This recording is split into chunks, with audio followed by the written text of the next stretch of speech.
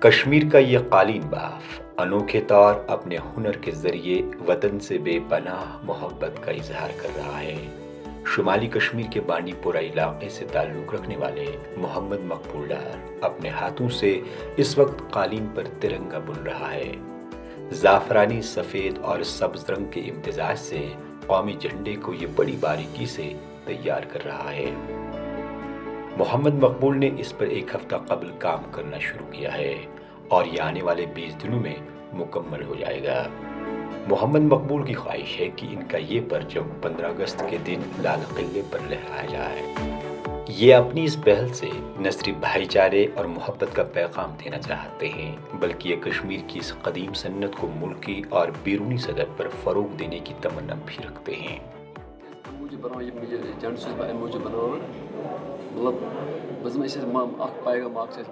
میں اس لیے قالین پر قومی پرچم بن رہا ہوں کیونکہ یہ ہمارے ملک کا قومی نشان ہے۔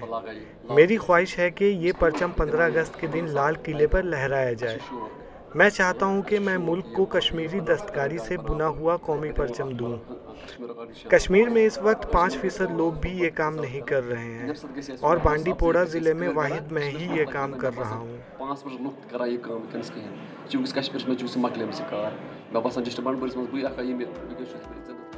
کشمیر کی قدیم دستکاریوں میں قالین بافی ایک اہم صنعت کے طور تصور کی جاتی ہے اور کبھی یہ صنعت کشمیر کی اقتصادیات میں ریڑھ کی ہڈی کی حیثیت رکھتی تھی۔ وہی ایک زمانے میں اس صنعت سے بالواسطہ یا بلا واسطہ طور لاکھوں لوگ وابستہ تھے، لیکن اب یہ زوال پذیر ہو چکی ہے اور آج کی تاریخ میں قالین بافی چند گھرانوں اور افراد تک ہی محدود ہو کر رہ گئی ہے۔ ایسے میں محمد مقبول ڈار منفرد طریقے سے قومی پرچم کو بنانے سے قالین صنعت کی احیا اور فروغ کے لیے سرکاری سطح پر توجہ مبذول کرانا چاہتے ہیں۔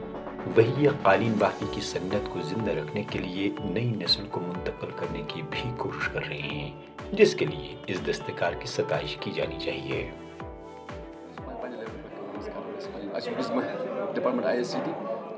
میں چاہتا ہوں کہ یہ صنعت یہاں سے ختم نہ ہو، اسی لیے میں اس صنعت سے جڑا ہوا ہوں۔ میری وزیر اعظم اور ایل جی سے گزارش ہے کہ اس صنعت سے وابستہ لوگوں کی طرف توجہ دیں تاکہ اس صنعت کو فروغ دیا جا سکے۔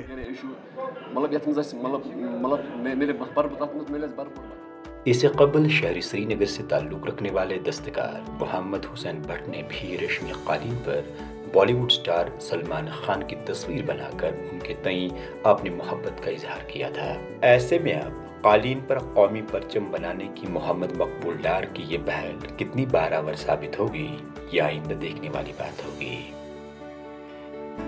ای ٹی وی بھارت کے لیے سری نگر سے پرویز الدین کی خاص رپورٹ۔